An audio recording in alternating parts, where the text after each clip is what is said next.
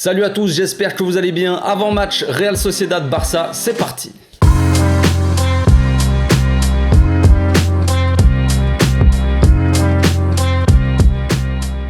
Au passage, n'hésitez pas à vous abonner, liker et commenter, c'est le meilleur moyen de me soutenir et ça fera plaisir à tonton.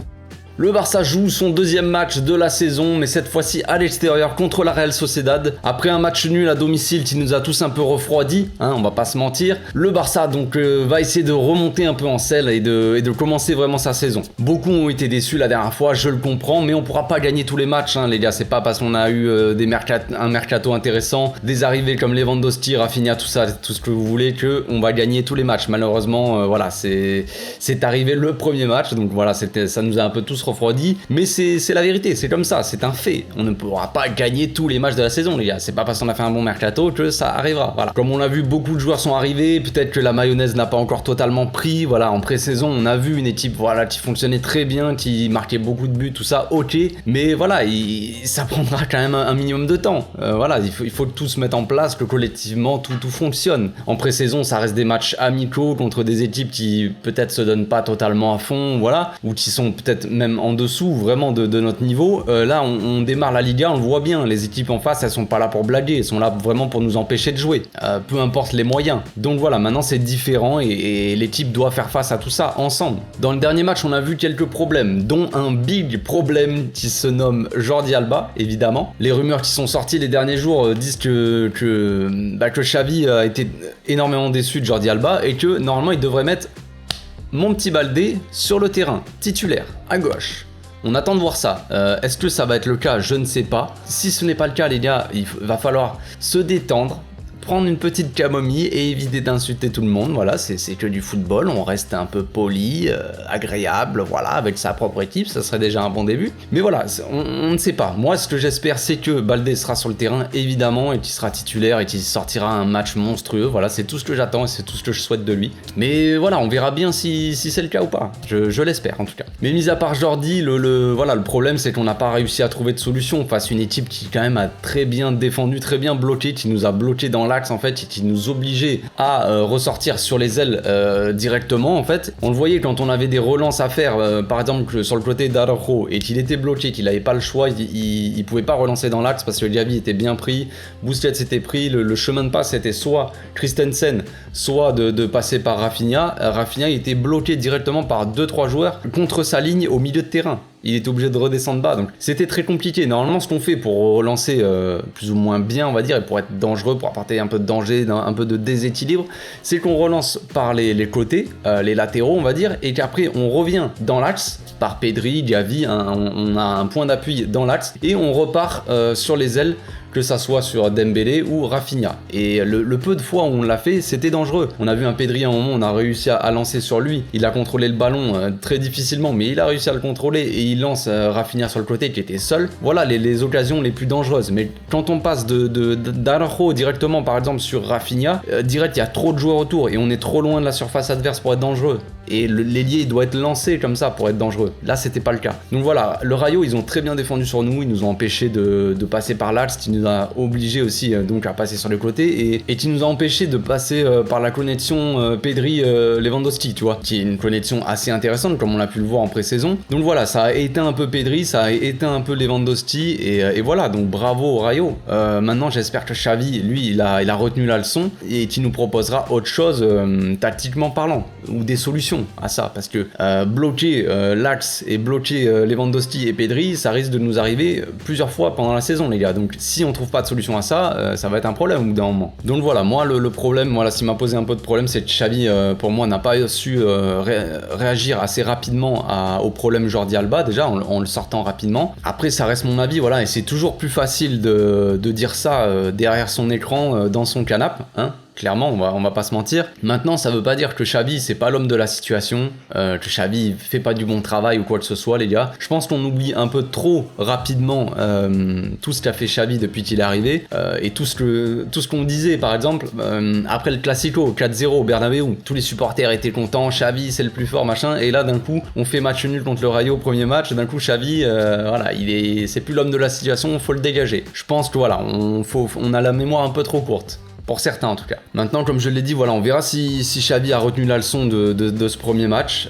Hier à l'entraînement, Xavi il a travaillé énormément la vitesse, l'intensité et le jeu de position. On continue à bosser ça, notre façon de jouer, et avec un peu de temps, un peu d'entraînement, tout ça, ça devrait arriver, j'espère. Donc on verra ce week-end si on joue mieux contre une équipe quand même de grande qualité, mais qui a quand même un peu moins de rigueur défensive, parce que le Rayo, comme je l'ai dit, ils ont bien défendu, mais ils nous ont bien pressé, ils ont mis beaucoup d'intensité et ils nous ont pressé assez haut pour nous empêcher de relancer proprement. On verra si la Real Sociedad joue pareil. À mon avis, ils ont quand même un peu moins de rigueur défensive, en tout cas les attaquants peut-être sont moins rigoureux défensivement. Même si ils ont eu pas mal de contres comme ça contre Cadiz là, le week-end dernier. Mais voilà, je pense que quand même c'est une équipe moins défensive que le Rayo. Donc comme je le disais, dans leur dernier match, ils ont gagné 1-0 contre Cadiz. Franchement, match pas évident à gérer pour eux non plus. Ils sont tombés sur une équipe de Cadiz quand même qui défendait bien, qui était assez joueuse aussi en contre, et qui avait un gardien encore une fois monstrueux. Là, je sais plus le nom du gardien de Cadiz, mais il nous avait posé des problèmes aussi, je me souviens la saison dernière. Et là il a fait énormément d'arrêts encore une fois. Mais la Real Sociedad, ça joue quand même bien au foot, hein. Franchement les gars, ça joue quand même bien, ça touche le ballon. Au milieu, ils ont Zubimendi là,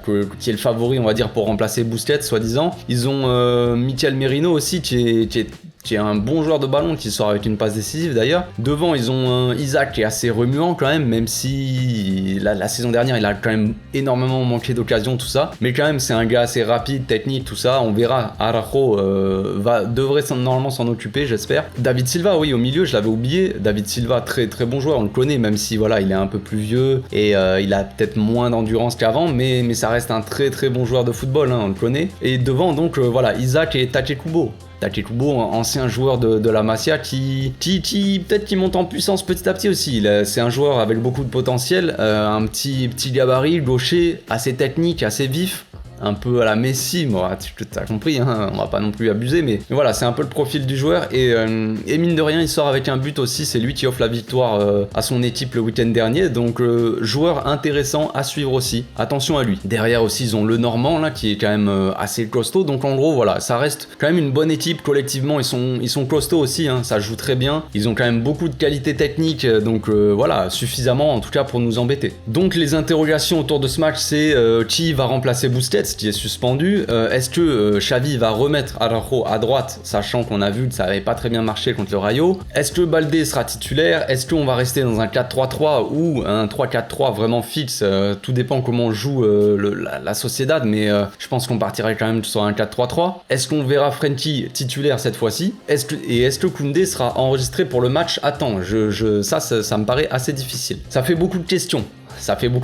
Je sais, beaucoup d'interrogations. Mais voilà, mais pour Koundé, je pense que ça dépendra des départs. Ça parle d'un départ de Memphis et d'Aubameyang qui sont quand même très proches de partir. Si les deux partent avant le match de ce week-end, Koundé sera enregistré. Si les deux ne partent pas, ne sont pas vendus ou libérés, voilà, Koundé, à mon avis, ne sera pas enregistré à temps. Il sera enregistré peut-être pour la semaine prochaine. Concernant Frenkie, plus on avance dans le mercato, plus on se dit que finalement il y a de très fortes chances qu'il reste. À voir s'il baissera son salaire, ça c'est une autre histoire. Mais il a des chances de rester, donc à mon avis il sera titulaire sur ce match là, je pense. Après on verra pour son futur prochainement. S'il accepte de baisser son salaire, je pense qu'il restera, il n'y a pas de problème à ça. Sinon concernant le duel Real Sociedad-Barça, le dernier match de la saison dernière, on avait gagné 1-0 là-bas. Je crois que c'était une passe de Ferran Torres pour Aubameyang, donc on reste quand même sur une victoire contre la Sociedad à l'extérieur. Voilà, c'est assez positif. On sait que Xavi aussi, mine de rien, s'en sort plutôt bien à l'extérieur avec aucune défaite, donc on croise les doigts quand même, hein, on va pas porter la digne, hein. Espérons, on touche du bois, je sais pas si vous avez du bois chez vous, mais touchez-le les gars. Hop, ça c'est fait. Donc on va passer maintenant à la composition d'équipe. Je partirai donc avec un 4-3-3 avec Ter Stegen dans les cages. En défense, je pense que Koundé, j'ai du mal à le voir enregistré à temps. Donc je partirai avec Roberto à droite, Baldé à gauche, évidemment. Jordi Alba devrait sortir du 11 pour moi, de toute façon. Dans l'axe, je partirai avec Araujo et Garcia. Donc comme je l'ai dit plusieurs fois, en phase offensive, dans ce cas-là, on passerait avec une défense à 3 avec Roberto qui pourrait jouer donc troisième défenseur, défenseurs. À voir si Roberto il a un profil quand même plus offensif qu'Araujo dans le dernier match. Araujo il avait du mal quand il montait, tout ça, à la relance, tout ça. On sait que Roberto il peut monter plus haut. Il a les qualités pour, technique, tout ça, même si c'est pas Ronaldinho le gars, mais il sait bien relancer, il a une qualité de passe, voilà, ça reste un milieu de terrain de base, donc il pourra soit monter, aider l'ailier, soit éventuellement aider au milieu de terrain. De l'autre côté, Baldé, il devrait monter plus haut, il devrait pas avoir exactement le même rôle que Jordi Alba, parce que la saison dernière, Jordi Alba, comme je l'avais déjà dit, il aidait au milieu de temps en temps, ou alors il montait sur l'aile, mais tout dépend qui y a au-dessus. S'il y avait Ferran, Jordi Alba, il montait un peu plus haut, alors que si on a un ailier qui colle la ligne, Jordi Alba, il va aller plus au milieu, tu vois. Sauf que Baldé, lui, il est pas aussi bon que Jordi Alba, on va dire, dans le jeu, pour faire le jeu, pour contrôler la possession, tout ça. Baldé, ça reste plus un profil vraiment ailier de percussion. Donc on l'a vu contre le Rayo, on avait des latéraux qui étaient clairement inutiles, inoffensifs. Donc cette fois-ci, il nous faudrait quand même un ailier peut-être plus percuteur à gauche, comme Baldé, et un ailier, un latéral, quoi, comme Roberto, qui pourra aider à la relance plus facilement que Araujo. Voilà, clairement. En 6, c'est la grande question. Est-ce que Pjanic va être titulaire ou est-ce que on va tester un double pivot ou une sorte de double pivot Frenkie-Kessié? Je ne sais pas. Moi, je partirais avec Pjanic, voilà, clairement, parce que déjà pour deux raisons, les gars. On a gardé Pjanic et on a prêté Nico parce que Pjanic est censé être le remplaçant de Busquets. Voilà, clairement, si Busquets ne joue pas, Pjanic est censé être son remplaçant. Donc là, Busquets est suspendu. Si on ne fait pas jouer Pjanic, à quoi on joue? À quoi ça sert de l'avoir gardé? À quoi ça sert d'avoir prêté Nico? Voilà, à ce moment-là, je ne comprends pas. Et la deuxième raison, c'est que Xavi, on sait, il aime bien avoir un milieu comme Busquets parce que il a des qualités de jeu long, il a une bonne vista, tout ça. Et pour percer les lignes défensives avec des passes intéressantes, des passes vers l'avant, au lieu de faire des passes vers l'arrière ou sur les côtés, des passes verticales qui vont percer les lignes, ça, Pjanic, il sait le faire. On l'a vu en pré-saison, on connaît le joueur, il a une très bonne qualité de jeu long, très bon jeu court aussi, il a une bonne vista, voilà. Donc, je pense que Pjanic devrait être titulaire en 6. À côté de lui, je verrais bien donc Pedri Potter à gauche, évidemment, la magie. Et à droite, Frenkie de Jong devrait faire son retour dans le 11, je l'espère en tout cas. Gavi est très bon, mais là, c'est encore une fois comme le Rayo, je pense qu'il y aura des espaces. Je pense pas que la Real Sociedad, ils vont jouer en bloc très bas, genre tous devant la défense. Je ne pense pas que ça sera le cas, même si on ne sait jamais, mais voilà. Je pense que Frenkie peut être intéressant, voilà. À voir maintenant, Frenkie, faut qu'il évite de jouer trop bas, faut pas qu'il soit dans les pattes de Pjanic et qu'ils se gênent tous les deux. Pjanic, il va avoir un rôle de régista hein, devant la défense, qui va distribuer. Faut pas que Frenkie aille chercher les ballons non plus en défense et qu'il remonte tout le terrain. C'est sympa de temps en temps, ok, mais frère, va falloir aussi jouer assez haut et combiner avec ton ailier, tout ça. Ce qu'il sait très bien faire, on l'a vu déjà beaucoup de fois combiner avec Dembélé, ça marchait très bien les deux. En attaque, je partirais avec une petite surprise, la surprise du chef, j'ai envie de dire. Je partirais avec Ansu à gauche, oui, c'est étonnant, mais bon, voilà. Ansu à gauche, Lewandowski dans l'axe et Dembélé à droite. Donc ce n'est pas une punition pour Rafinha, loin de là, hein, les amis, c'est juste un choix à faire entre Dembélé et Rafinha. Là, je choisirais Dembélé, après à voir dans le match, je sais pas, ça dépend du profil, je ne sais pas. Mais Dembélé donc à droite et Ansu Fati, ça reste une interrogation, les amis. Moi, je mettrais Ansu Fati, même si je vous avoue quand même que j'ai des très gros doutes à savoir si Ansu Fati il est prêt à être d'entrée titulaire dans un match comme ça. Je ne sais pas si physiquement ou mentalement il est prêt, mais si c'est le cas, je le mettrai. Comme je l'ai dit, Baldé, lui, à gauche, il aura un profil de joueur de percussion qui viendra vraiment jouer haut pour apporter le surnombre sur l'aile. Donc à ce moment-là, il nous faut un ailier qui rentre dans l'axe. Donc c'est soit Ferran Torres, soit Ansu Fati. On sait que Dembélé à gauche, il n'a pas tendance à rentrer dans l'axe. Et Rafinha, c'est un joueur qui peut rentrer dans l'axe, mais quand il est à droite, sur son pied gauche. Donc à gauche, soit tu mets Ferran, soit tu mets Ansu. Et Ferran, il revient à peine de blessure, donc je préfère mettre Ansu. Ansu Fati, il a fait une bonne rentrée la dernière fois contre le Rayo, plein de volonté, il a apporté de la percussion, des dribbles. C'était intéressant. À voir, voilà. À voir. Comme je l'ai dit, tout dépend de la forme. Je sais pas si Xavi fera confiance à Ansu là directement d'entrée de match, mais pourquoi pas. En tout cas, par rapport à mon animation, je trouve que ça colle plutôt bien. Dites-moi ce que vous en pensez dans les commentaires de ma compo, est-ce que vous changeriez, est-ce que vous mettriez en dessous Fati titulaire ou pas, est-ce que vous mettriez un milieu plus Frenkie, Kessie et Pedri, ou alors Pjanic, Frenkie et Pedri comme je l'ai fait. Voilà, dites-moi tout ça et puis on en discute calmement, pas la peine de s'exciter. Maintenant ce qu'on attend les gars, c'est évidemment une victoire, hein, se lancer vraiment la saison tout simplement. Ça risque d'être un match compliqué, peut-être plus compliqué que le Rayo techniquement, mais peut-être un match moins fermé que contre le Rayo aussi. Donc attention quand même à la Real Sociedad qui nous pose quand même beaucoup de problèmes depuis des années chez eux, même si dernièrement, ces derniers temps là, on a commencé à gagner à nouveau chez eux, mais voilà, ça fait quand même bien longtemps qu'on galère chez eux, donc attention à la Real Sociedad. On se retrouve les gars dimanche donc pour l'avant-match, juste avant le match sur Twitch en live. On parlera un peu d'actu au début, puis après on parlera un peu de la compo qui sortira et on parlera un peu du match donc à venir, et on se retrouve après le match pour le débrief sur YouTube comme d'habitude. D'ici là, portez-vous bien les amis, passez une très bonne journée, ciao.